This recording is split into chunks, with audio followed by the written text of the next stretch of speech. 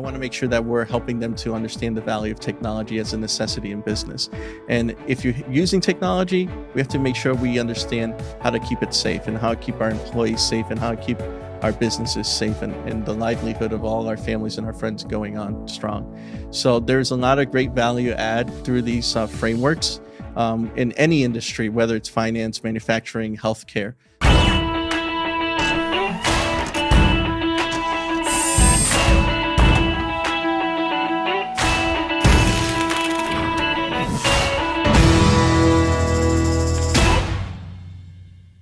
A quick interruption to remind you to like, subscribe, and rate this podcast so we can get your feedback and know how to make it better. Hey, it's Ari Santiago, President, CEO of IT Direct, and we have a different kind of episode on the Made in America podcast today. We're going to be focusing on a topic of interest to all manufacturers across the state of Connecticut, cybersecurity, and more specifically, CMMC, the Cybersecurity Maturity Model Certification Program, critically important to all manufacturers, especially those in defense supply chain. And we have an expert on this topic, Sammy De La O, Director of Quality and Compliance at IT Direct. Sammy, thank you so much for coming on the podcast today. Thank you for having me. Well, listen, Sammy, it's Made in America podcast, so we start off with the same two questions. What do you make and why do you make it? Well, currently, as Director of Quality and Compliance at IT Direct, I'm working with IT Direct clients to understand and help them go through their compliance requirements. More recently, working with CMMC gap assessments, which is something that we will be talking about today in this podcast. But as this is starting to work itself up, we're getting more involved with a lot of the manufacturers in this area to help them through this gap assessment, but also in other compliance requirements. One recent one that I've been working on is some of the clients in financial industries had requirements from Massachusetts, the state of Massachusetts, to develop a written information security plan. So we've been helping some of those clients out to kind of put these policies together. So that's been keeping me busy for the last couple of weeks. Yeah, well, listen, cybersecurity prevention and compliance is certainly not an area that's slowing down, that's for sure. Before we get a lot into the what, which I know we are going to talk a lot about today, I always am interested about the why, Sammy. Why? What got you excited about sort of compliance and the detail-oriented work that comes with that? It's funny. I was thinking about this question a lot because I know it comes up in all your podcasts. And then a couple of things came up and I was trying to remember this. First of all, I've been in IT since I was 15. So I've always had a job in IT, and I love the implementations of new technology. And at the beginning in the 90s and the early 2000s, it was the Wild West. Cybersecurity wasn't even a thing. There was a new technology, people were putting it out there and utilizing it. But over time, we started realizing the dangers that was happening through full exposure to the internet, a lot of vulnerabilities in technologies that are being implemented, and the need to have a standard way to follow a baseline to implement best practice and implement security. So back in the day, as long as you had antivirus, that was it. But today we're talking about firewalls, antivirus, anti-malware products, good backups, and the list goes on and on. So one of the things I really appreciate about following compliance frameworks is helping people, working with them to understand the value of technology and how this can help their businesses, but at the same time using it properly. Having a good, healthy cybersecurity best practice will help to maintain the business growing strong, make it scalable to the future. And being able to work with people to understand that has been one of the areas I found a lot of pleasure with. You know, it's like finding that great mechanic that you always go to, or that barber that always get your haircut just right. Once you meet someone, a partner that knows what they're doing, you want to stick with them. And I really love engaging people and helping them to understand how meeting these requirements is not just a necessity, it's a great way of doing business. So where did you start with your compliance journey? Listen, we're going to talk a lot about CMMC today, so I will be getting to that. But certainly CMMC just got released in January of 2020. So we know you didn't start your kind of compliance journey with CMMC. Where did you start? Actually, just over this weekend, I was talking to my mother because I was thinking about this. My mother and my father worked for a manufacturer in Connecticut my whole life growing up. And I was talking to my mother about when they started to implement ISO 9001. And I remember my mom getting awards through the company because of the initiatives that they were implementing. She was spearheading her team as a team lead, making sure that her team were following these new quality practices. And it's funny because even though my mom's been retired for a few years now, she still remembers all the mantras of the quality that they would follow, you know, and they would have to kind of recite it or repeat it so they can remember the purpose of the quality, continuous improvement. And this was like in the mid 90s. So from that point on, I remember her talking about ISO standardization, ISO certification. So going into technology as my career, becoming a network engineer and understanding cybersecurity best practices as it's starting to grow, it really piqued my interest when I started to venture away from networking and more into cybersecurity. And in the last 8 years, I really jumped into compliance frameworks. So one of the ones I jumped into, something as simple as PCI compliance for people that are processing credit cards. What do we do to keep that information safe? But then going into other industries like healthcare and pharmaceutical, very rigorous FDA regulations for IT compliance.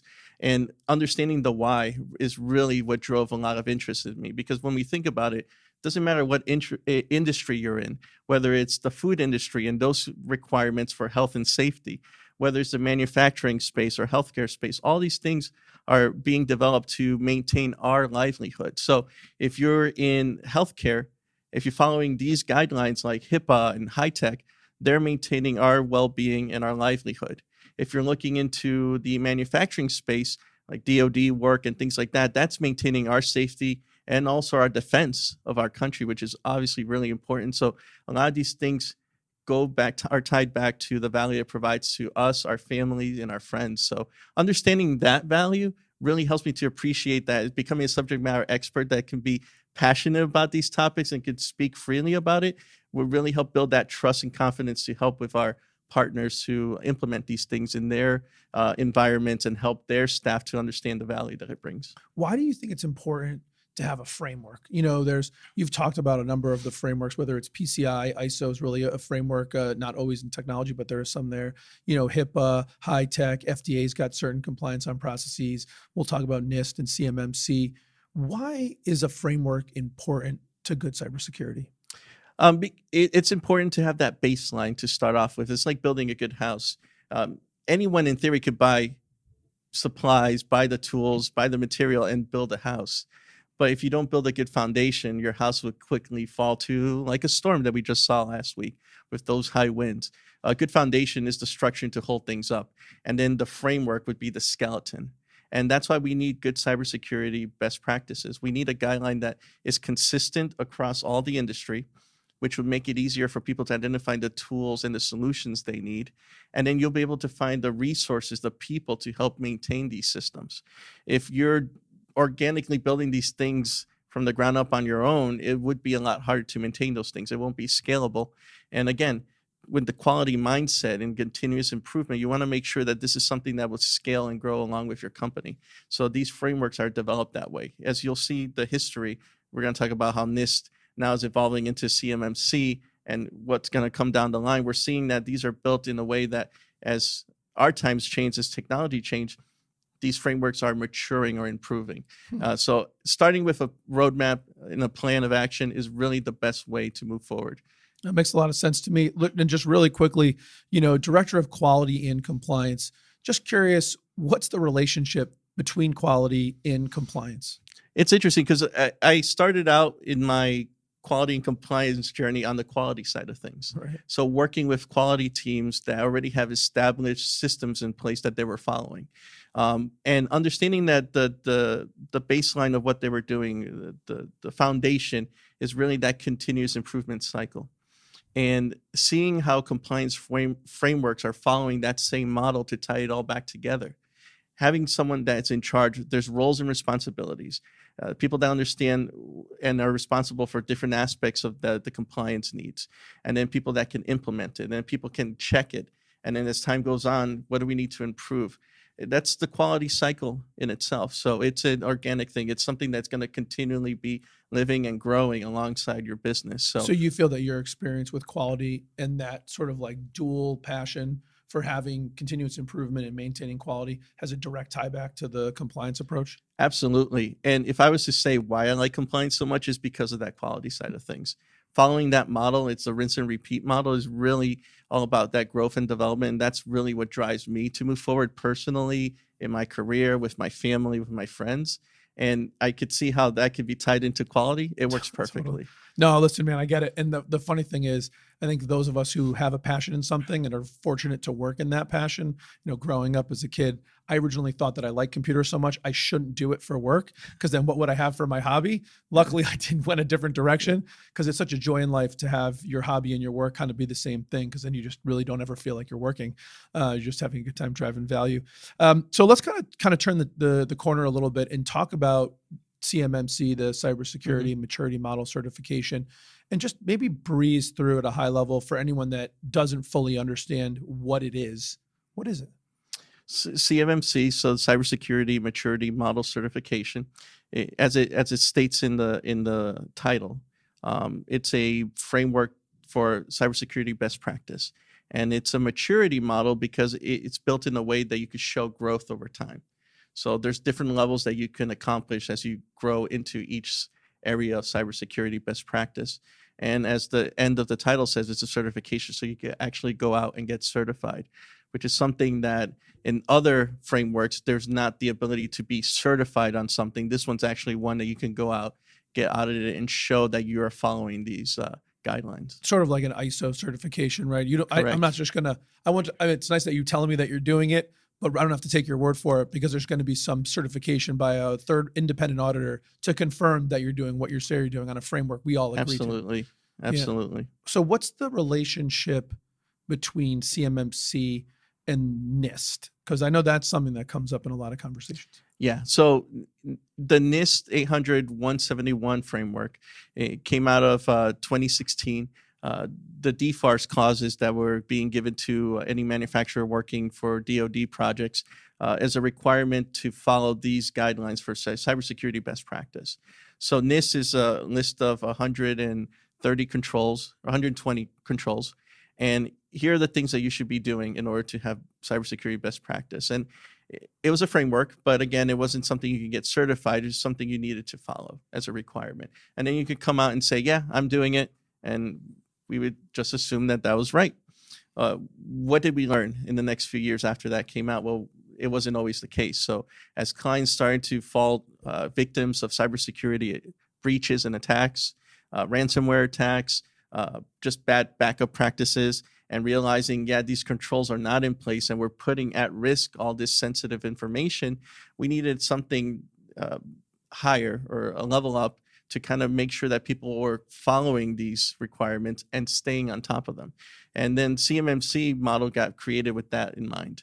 How could we give people or businesses the opportunity to show that they're following the compliance and do it in a cycle, so they're continually doing it and giving them the opportunity to work their way up the model? And that's where CMMC came out of. It's not replacing NIST, but is working alongside NIST. So when you look at the NIST framework, you'll realize they line up. So they work hand in hand. That might change over time, but right now they're kind of working in parallel to make sure that we have something that we could follow. So if I was previously thinking, wow, I need to be NIST 800-171 compliant, now I also have to be CMMC compliant, is that going to double down on the work I have to do?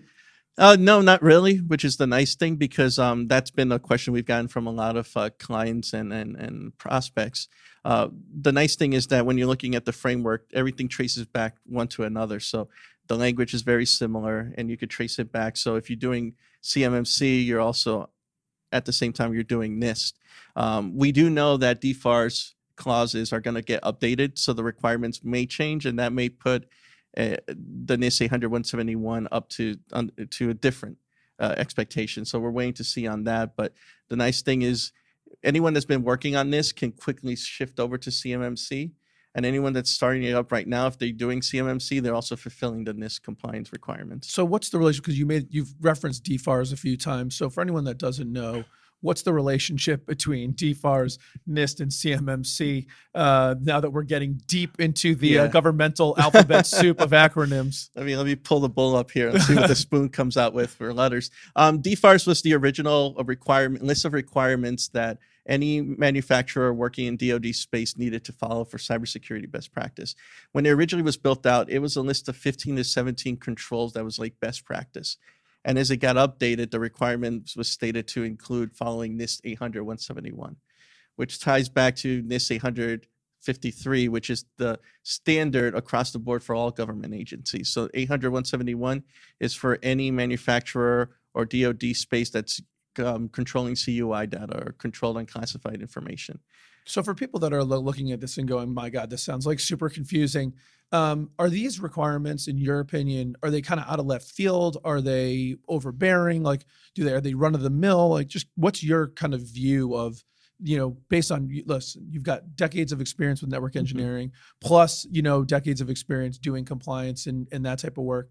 When you look at those two things together, do these seem reasonable, unreasonable? What's your kind of take on that? I think it's a balance, because anyone in the manufacturing space that has been working on these contracts as a supplier or subcontractor, they understand these requirements are necessary and are required to be able to take on these contracts. I think the part that really is a little bit daunting to people is understanding the full list, because it's not a short list. It's a list of over 100 controls you have to measure. So for a lot of people that they're subject matter experts of manufacturing, now they're being told you have to make sure you're following all these technical IT requirements.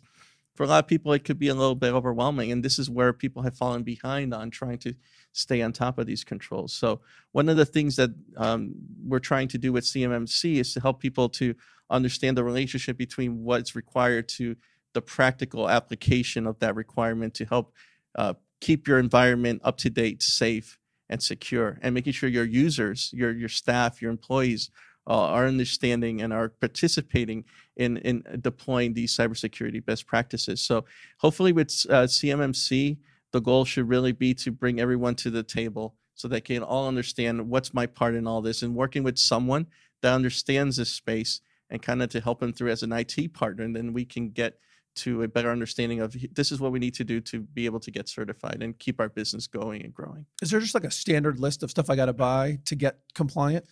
There is a list, and that's the first thing everyone asks, what do I need to buy? But it varies depending on the environments, what kind of work you're doing. Some environments need a little bit more TLC. Yep. Other environments are staying up to date with technology, so the requirements are a lot less. So there is a list of things that just are common, things like best practice on the firewalls, making sure that your firewalls are up to date, supported, and have the latest and greatest software on it to protect your network traffic coming in from the internet. Good remote access practices so that you don't have an exposed hole that could possibly lead to a breach. Good backup practices, which has been one of the areas that unfortunately a lot of people have fallen victims of, is the moment you need your backup, you realize it's not working. So making sure that we're testing and verifying these backups, so that's in place. Is testing and verification part of the CMMC process? Yeah, actually, this is one of the areas that actually was improved on. It's actually a brand new section, or domains as they call them in CMMC, that was not in NIST. In NIST, they just asked, hey, do you have good backups? Now they're, as part of the CMMC framework, they're asking you, how's your recovery? So the domain's called recovery, and they're asking, not only do you have good backups, is it resilient? Meaning, are you testing it regularly for your local backup? Is it encrypted? Do you have some secondary offsite backup? Is it in the cloud? Is it offsite? Is that secure? And are you testing that as well on a regular basis? So not just saying, yeah, I got backup, making sure that it's working is key, and it's a requirement. So who in manufacturing should care about CMMC? Everyone in manufacturing should care about CMMC. I feel like over the years, seeing technology being implemented and becoming a necessity, part of that growth also is all about getting everyone else to understand the importance of technology. I remember when I started my first full-time job out of high school, I worked in an accounting firm in Connecticut, and not everyone had a computer. And a lot of the partners in this accounting firm were like, I don't need a computer. All I need is my calculator. And they were great. They could type a mile a second on that calculator, pull the lever, whatever. Probably not that far back. But at that time, people were, technology was just taking off. So at different points in time, technology expands and the understanding of the need for technology grows. So now it's not about understanding just what technology to use, it's how do we keep it safe? How do we have best practices? And how do we teach our staff to make sure that they're also using it properly? So by understanding the necessity of CMMC, we're teaching them to know the value of cybersecurity best practice, to avoid the potential risk and threats that are out there, so that could potentially bring your business down. And we've seen that happen from time to time with ransomware attacks and things like that. So teaching them, understanding how the framework relates back to that value is going to help them to invest into these requirements. I mean, as a business leader, it seems to me one of the things that's kind of great about CMMC is I don't know everything about technology. To your point, it's certainly more than just a couple computers here and there, but it seems like a nice warm blanket for me to be able to get a certification back certificate that says, yeah, we're meeting all these best practices. That means I don't need to be in the weeds on what the backup is and what model firewall we have or whatever, but I know that there's a third-party audit that came in, and made that happen and says, yeah, man, you're on board and compliant there. That seems like a pretty good thing, actually, as I'm thinking about it right here. Absolutely. And going back to the story I was telling about my mother when she was working in a manufacturing company, that's when most of the manufacturing companies in Connecticut were adopting that ISO 9001 quality standard. And they would post that up on the outside. I remember driving by different companies in Connecticut, and as soon as they got that certification, it was posted outside. It was like claim to fame. So now today, in this day and age, I feel like the CMMC is going to be that, where people can say, yeah, we're maintaining our cybersecurity best practice here. And that's helping our business get the edge. That makes us viable to accept more work, more contracts. It makes us more attractive to these suppliers. So that it's going to be really important from the business side of things as well. Yeah, that's actually really it's really interesting. And we see all the time questionnaires come in from especially in the DoD supply chain, but just companies in general care what you're doing with their data. Do you see a future where they may adopt this too? I don't have to log into ExoStar or fill out my Northrop Grumman form or whatever, where they may just reach out and say, hey, Ari, send me your CMMC certificate. Oh, absolutely. That's the nice thing about the CMMC framework. So from the manufacturer DoD perspective, there's 5 levels. Level 3 is the one that we will talk a lot about, because if you have any CUI data, then you have to minimum meet level 3 CMMC certification compliance. But level 1, level 2 are really great baselines for cybersecurity best practice in your environment. So anyone in any industry can really say, you know what, I need to follow a framework, and I want to show that I've done it to my clients, to in the space with my competitors. They may adopt that CMMC level 1 or level 2 to show that they're following a cybersecurity framework in their business. Just in general, you're saying? Just in general. It doesn't have to be tied only to the manufacturing DoD space. So let's say I'm interested. All right, makes sense. I want to get started. I think the hardest thing for everyone is, how do I start? Where do I start? What do I do? So Sammy, tell me, where do I start? What do I do? Well, the nice thing right now with CMMC, it's a new thing that's been building up over time. The time that we have now is perfect to start with your gap assessment. If a manufacturer has been doing the NIST gap assessment, they understand the flow there, where you have someone come in to kind of audit your environment based on the framework. So right now is the perfect time to bring someone in that understands the CMMC framework and do an audit of your environment to identify any gaps, and then produce a list of remediations so that you could start working towards closing these gaps. Now is the time to do it, because eventually by the end of the year, we're going to start getting more updates on when people are going to be able to sign up to get audited and certified. The best thing to do now is to close as many gaps as possible so that that audit goes flawlessly. When the audit starts, you're going to only have 90 days after the audit's completed to close any findings. So 90 days isn't a lot of time, and a lot of the changes that need to happen in these environments take time. So now is the time to kind of take advantage of that time. Any updates that were being planned to do in your environment, updating server, network gear, anything to implement cybersecurity best practices, now's the time to bring someone in, start a gap assessment, identify these risks, and then work with them to bring these solutions in-house.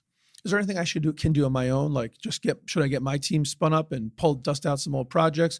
Do I need to bring in an outside expert? What kind of your take on that? My take is it's a good place to start is to assess what you have. So some people are looking into doing some self-gap assessment, which is fine. What a lot of people start realizing as they start going through the 130 controls of the CMMC level 3 requirements, it's a long list. To have someone that understands, that knows, and can interpret it, it would be very helpful to get to it a lot quicker and more efficiently. It's like going through your tax returns. if you don't have much going on, it's very easy for you to go in and do it in a day. But when you have a lot of things going on, a house, children, accounts, this or that, Business, yeah. it's better to bring someone that understands and knows it's going to bring the most value back to you. And that's really the point of bringing a third-party expert to come in that understands the framework, can interpret it based on what you have in your environment, and then can give you a good list of what you need to do to remediate the gaps. What is a gap? How long does a gap assessment typically take? Depending on the size of the environment, it could go anywhere between 3 to 6 weeks. 3 if it's a single site, going in, understanding the CUI workflow, what you have in the environment, and kind of assessing everything, and then going through that framework and being able to identify gaps. Depending on the size of the company and the complexities, that can increase the amount of time that it takes to complete a gap assessment. What should I expect to get back? Like when I get a gap assessment done, what should I want to see in my gap assessment report so I know that I'm kind of on the right track? So what you should get as a deliverable should be an overall scoring. Like currently, as it is now, what's my status on compliance? And then you'll get a rating. You're at 50% compliant or 20% compliant, which most people will probably land around there. Once you do that, based on the different sections of the framework, you're going to get a recommendation. So here are the gaps. Here's the list of all the gaps that we found. You'll be able to look through and review, ask questions so that you have a good understanding of why these gaps are open. And then finally, get a list of remediation.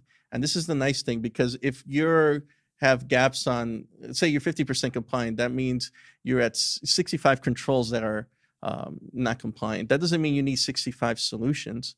Now you want a list of recommendations that what's going to be the top 5-6 projects are going to be able to get me to close the majority of these. So getting that recommendation back, what does it look like to be able to close all these gaps? What solutions, tools, projects do I need in place? And then that would be my action item from next steps. So there's not necessarily a one-to-one relationship between a finding and a need. It's not if I have 65 findings, I got to do 65 things to close all those gaps. Not at all. And this is the nice thing about bringing someone that understands it, because a lot of times these controls are relatable one to the other in different sections.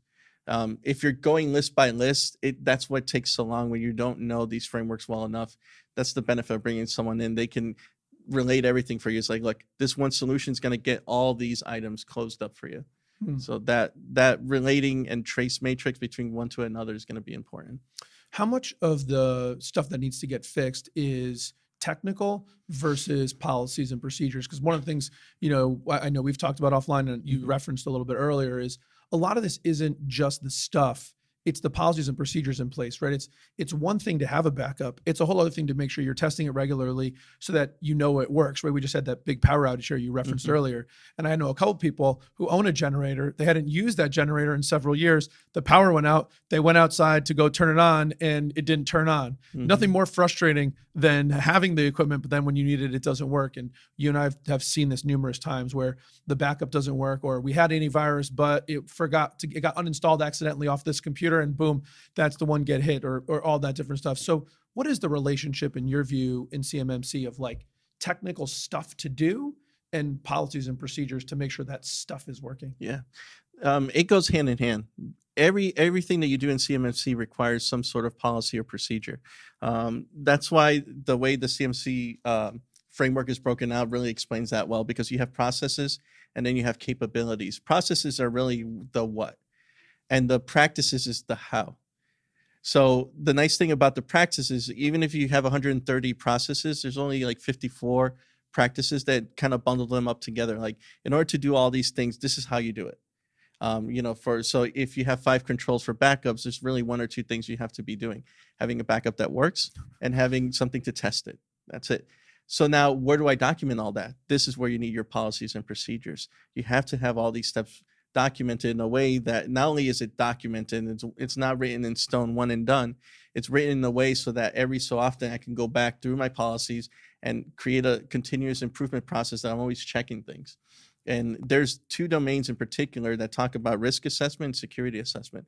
So now, on top of everything else, you have to have a good practice of checking everything on a regular basis, maybe a yearly basis, making sure what changed in the last year. Do we have to update anything? Do we have to improve our tools? Do we have to make changes to any of the solutions we have in place?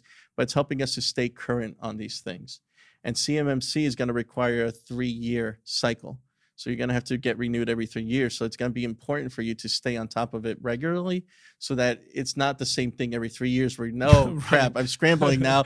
We got to fit in all this work for the last 3 years. No, if you have good practice in place through good policies and procedures, and everyone understands their role and responsibilities, you're going to be able to stay on top of it. Yeah, and that cybersecurity is important. It's funny, we talk about this, and I always relate back to kind of manufacturing in general, right? It's like determine what we're trying to do, design the process, implement the process, audit the process, improve the process, execute the process, audit the process, improve.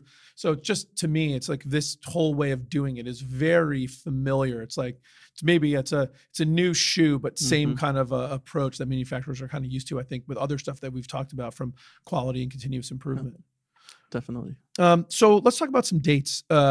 We sort of talked a little bit about the why, the what, the how, a little bit. When? So what are we looking at? Because I know that when this initially came out in January, supposedly coming up pretty soon in the fall, we were supposed to start some auditing.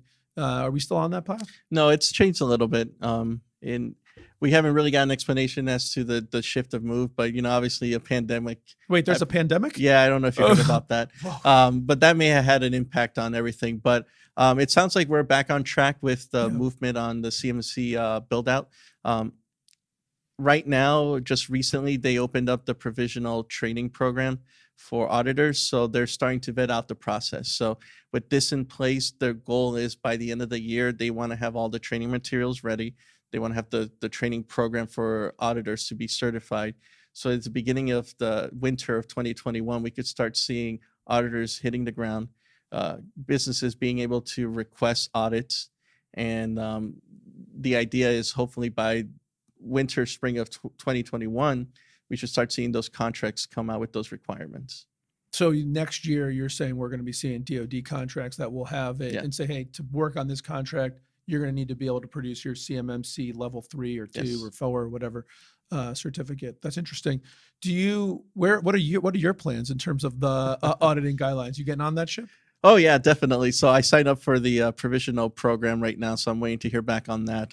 Again, it's something exciting. It's fun to be at the ground level of anything that's being built, and a lot of these other compliance I worked with before, HIPAA, ISO, NIST, have already been there when I got there. So it's kind of fun to see this one grow out from the get-go. My goal is to become a certified auditor as well, and work with our partners and the community in this area to kind of help them on getting certified, and also consulting to be able to help them on the gap assessments and things like that. So it's going to be a busy fall and winter, to say the least. Yeah, I gotta tell you, for anyone that's not watching this on video or can't see, the way your eyes light up and your body language goes up when you talk about becoming an auditor or getting deep into these policies and procedures, it's inspirational, and it warms my heart to have you on the team, because it's something that I super appreciate, but can't fully execute in the way you can. So it's really nice to see. We've talked a lot about this CMMC. We talked about the dates. We talked about the how and a little bit. Anything else you think is really important that manufacturers or businesses should be thinking about when it comes to CMMC specifically, or cybersecurity in general? The one thing I could say is, obviously, at the end of the day, anything that you're investing on is going to take money, and we know times are difficult right now. With the pandemic happening, is businesses are having an impact. So everyone's vetting to see what's the most important things my business needs in order to run. So the one thing I want to help our clients and our partners out there is to understand is the value of IT.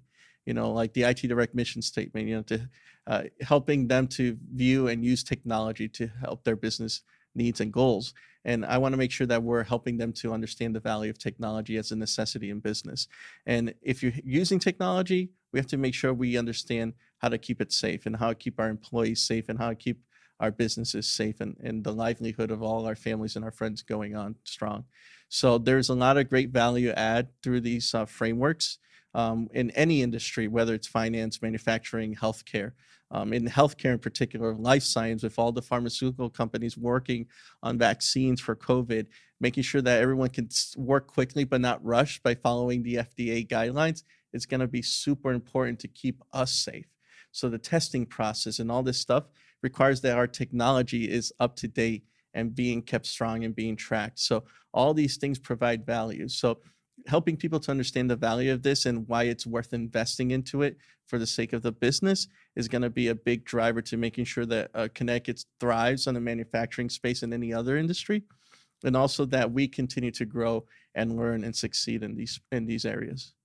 Couldn't have said it any better myself, my man. I completely love that. And that business-minded approach, I think, is it's something we didn't really even talk about on this podcast, but I've been told right now, but I think that's you've got to develop a great reputation in this space. And I think the missing, not the missing link, but one of those key pillars, which you don't talk about enough, is your ability to take the technical understanding combined with the process and compliance understanding, and then marry that with business sense. And putting those three things together is what ultimately drives that value. So I guess I'm saying here publicly, it's great having you on the team, my man. Thanks. I appreciate everything you're doing. So it is the Made in America podcast. So we are going to go to the rapid fire round of questions, Sammy. Let's see where we go on this. There are right and wrong answers. So we'll see how we go. Here it is. Red Sox or Yankees? Yankees. Oh. Starbucks or Dunkin' Donuts? Starbucks. When you take time off outside of the pandemic, you a staycation guy or exotic destination? Exotic destination. Yep. iPhone or Android? iPhone. Sports car or SUV? SUV. If you had to do something other than be the director of quality and compliance at IT Direct, and it could be anything in the whole wide world, what would you be? Music producer. Really? Yeah, I always had that passion for music. I actually thought that could have been something like a music engineer or something like that. I never really pursued it, but any particular type of music? Oh, rock. I like rock. I like rock music, but any music in really, because I like all types of music. But I thought that could have been a possibility for a career in music engineering. Huh. Yeah. Do you have a favorite business book? Oof, that's a good one. Man, that's a good one. Stumped. All right, moving on. Stumped. What's something that you learned early in your career or early in your life that you think's propelled you to the success that you've had?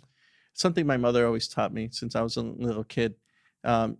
What's most important is not what you do, just making sure that you can be proud of what you do. So she always taught me it's not about being the president of a company or director or this or that. Whatever job you have, make sure you can be proud of the work you did. So when you go home, you could feel good about yourself. So it doesn't matter what job I have. I've always wanted to make sure that I worked my best so I could be proud leaving knowing I did my best. And that's really what's driven me in my career, my whole life, is just thinking about that. I always said, even if you're the janitor, just be the best janitor. And then I've used that my whole life. Yeah, it's good. That's a very, very good lesson. So then let me ask you the backup to that, which is what's something you learned later in your life or later in your career that if you went back to tell young Sammy back when he got started in the 90s, that if he listened to you would have propelled him up faster?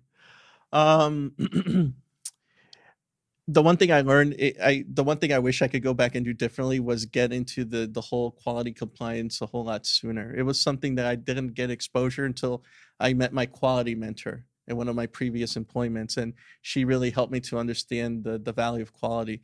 If I had known that was a thing, I would like to go back and get in that a whole lot sooner, because it's been around for a really long time. I mean, if you think about the Seinfeld episode about when Elaine goes to the doctor and the doctor won't let her see her medical chart, that was in 1996. Literally that fall, HIPAA came out. That episode would never happen if it wasn't for HIPAA. So as far back as then, I could have really gotten into a lot of that space. So that's the one thing I wish I could go back, is get into the quality space a whole lot sooner. Interesting. Yeah, you know something, I'm going to pull on that for 1 second and say it's really interesting. We had another episode, someone was talking about trying to help his kids find their passion and get out there. The more things you try, the sooner maybe you could find that spark and find that passion. Absolutely. That's really great. Sammy, it has been really fun having you on the podcast. Thank you so much for coming on and sharing your experiences. Thanks a lot. It was fun. Made in America with Ari Santiago is brought to you by IT Direct. As always, thank you so much for tuning in and spending some time with me today. You know, my goal is to help build a community where we can learn and grow together. Your input, feedback, and engagement is critical to making that happen. Please do comment, like, and subscribe so more and more people can hear what we're doing and join our community of growth and success. Thanks so much for tuning in. Talk to you again soon.